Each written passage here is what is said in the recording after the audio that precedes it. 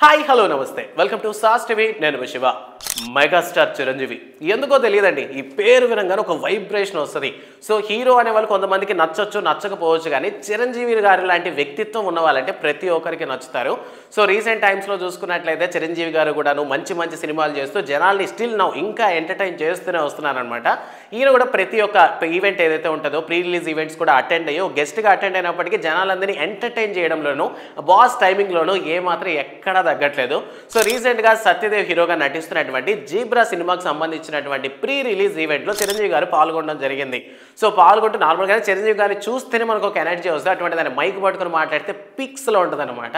so ఈ కాన్వర్జేషన్లోనే మధ్యలో ఏంటంటే ఒక వ్యక్తి అరుస్తున్నాడు గట్టిగా ఆడియన్స్లో నుంచి సో అరుస్తుంటే ఆ టైమింగ్ ఆ వైజాగ్ స్లాంగ్లో మాట్లాడారు సో చూస్తున్న సేపు మొహం మీద చిరునవ్వు అయితే పోలేదు అయితే ఏదంటావు ఇప్పుడు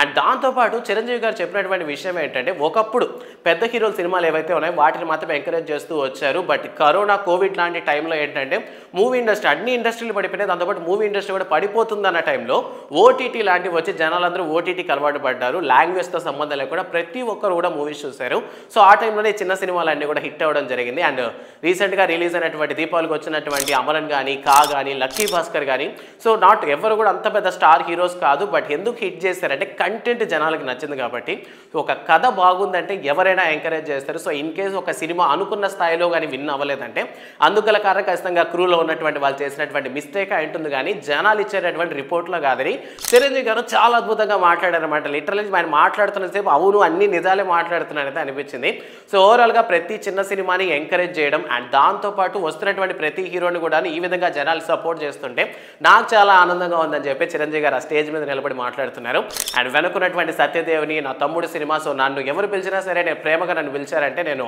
ఆటోమేటిక్గా అక్కడికి వస్తారని చెప్పి చిరంజీవి గారు చెప్పడంతో సో ఈవెంట్లో మొత్తం ఒక రచ్చ లేసిందనమాట సో ఓవరాల్గా బాస్ ఇచ్చినటువంటి స్పీచ్ మళ్ళీ వైరల్ అవడం అయితే స్టార్ట్ అయింది సో ఈ జీబ్రా సినిమాకి సంబంధించి మంచి టాకే ఉంది సో అందువల్ల ఏంటంటే చిరంజీవి గారు కూడాను సినిమాలో ఎమోషన్స్ కానీ లేదంటే ఉన్నటువంటి యాక్షన్ సీన్స్ కానీ చాలా నీట్గా ప్లాన్ చేసినట్టున్నారు సో ఈ సినిమా కూడా సూపర్ హిట్గా అయ్యేటటువంటి ఛాన్స్ ఉంది అని చెప్పి చిరంజీవి గారి నోట్తో చెప్పడం జరిగింది సో ఓవరాల్గా జీబ్రా సినిమా ఈవెంట్లో జరిగినటువంటి బాస్ గారి స్పీచ్ విని కుర్రాళ్ళందరూ కూడా వెర్రెక్కిపోయారనమాట సో ఈ స్పీచ్ విన్నాక మీకేమనిపించింది సో బాస్ని చాలా రోజులతో అంత ఎనర్జెటిక్గా చూసాము సో మీకేమనిపించింది అన్న విషయాన్ని కామెంట్ సెక్షన్లో మెన్షన్ చేయండి అండ్ మరిన్ని మూవీ అప్డేట్స్ కోసం సాస్ టీవీని సబ్స్క్రైబ్ చేసుకోండి థ్యాంక్స్ ఫర్ వాచింగ్